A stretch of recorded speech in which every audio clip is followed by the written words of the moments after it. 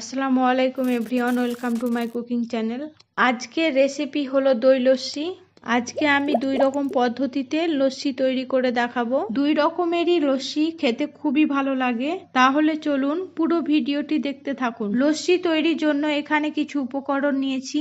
সেগুলি হলো ভাজা জিরের গুঁড়ো, চাট মশলা, বিট লবণ, বরফের টুকরো, মিষ্টি দই, পাউডার দুধ, চিনি ও টক দই। প্রথমে এই মশলাগুলোকে ব্লেন্ড করে নেব। ব্লেন্ড করা হয়ে গেছে, পাশে রেখে দেব। তারপর লস্যি তৈরি করে নেব। প্রথমে টক দই দিয়ে লস্যি তৈরি করব। তার জন্য 1 বাটি টক দই মিক্সারে দিয়ে দেব। তারপর দেব 3 চামচ চিনি, 3 চামচ গুঁড়ো দুধ ও কয়েক টুকরো বরফ। এবার সব কিছুকে একসাথে ব্লেন্ড করে নেব। ব্লেন্ড করা হয়ে গেছে। এবার গ্লাসে কয়েক টুকরো বরফ দেব। তারপর মিক্সার থেকে লস্যি ঢেলে নেব। এরপর মিষ্টি দই দিয়ে লস্যি তৈরি করে নেব। তার জন্য মিক্সারে 1 বাটি মিষ্টি দই দেব।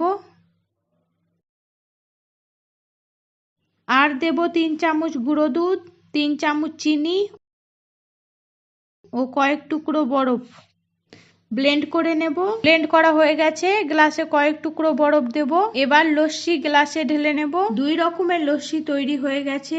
এবার দুটো গ্লাসেই দিয়ে দেব দই এর উপর থেকে তুলে রাখা মালাই। মিষ্টি দই দিয়ে তৈরি লস্যিতে দেব মিষ্টি দই এর উপরের মালাই, আর টক দই দিয়ে তৈরি লস্যিতে দেব টক দই এর উপরের মালাই। এবার দুই রকমের লস্যির উপরে দিয়ে দেব পাউডার করে রাখা মশলা।